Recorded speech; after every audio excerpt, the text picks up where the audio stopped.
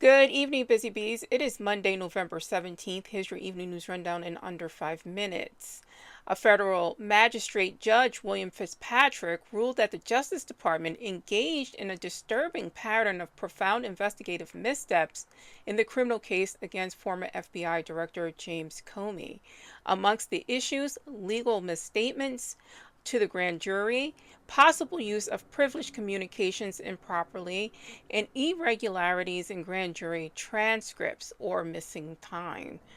The judge ordered the DOJ to turn over secret grand jury materials to Comey's defense, a rare remedy, raising concerns that the case may collapse or be dismissed due to tainted proceedings. I think this needs to happen.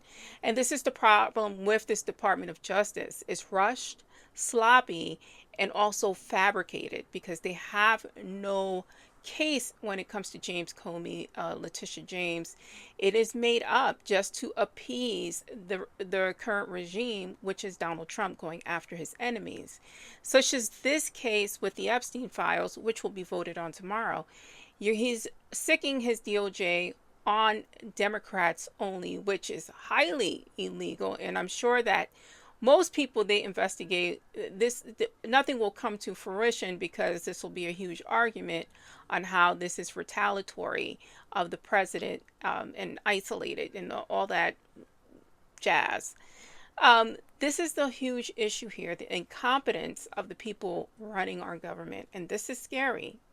This is very scary. A lot of criminals are going to go free because of the rush to prosecute.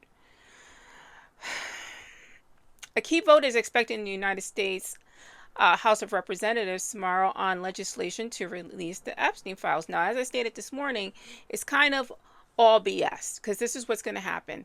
They're going to vote. There's going to be 100, 200 GOPers who will vote with the Democrats to release the files, right? Because now they're going to save face 2026 midterms. I voted to release the files. It's going to go to the Senate, where they need 67% supermajority to bypass Trump's veto. So, okay, they'll bypass Trump's veto.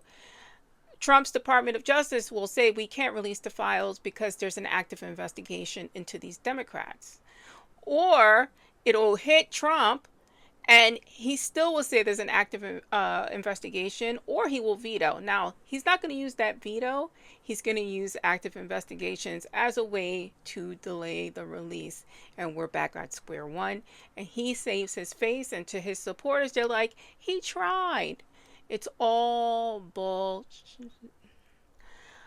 Expanded premium tax credits under the ACA are set to expire at the end of the year.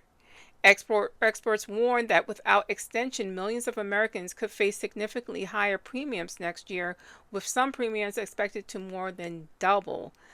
The political deadlock remains intense, and there is no remedy for the American people. So the American people will just have to, again, eat this, eat the cost.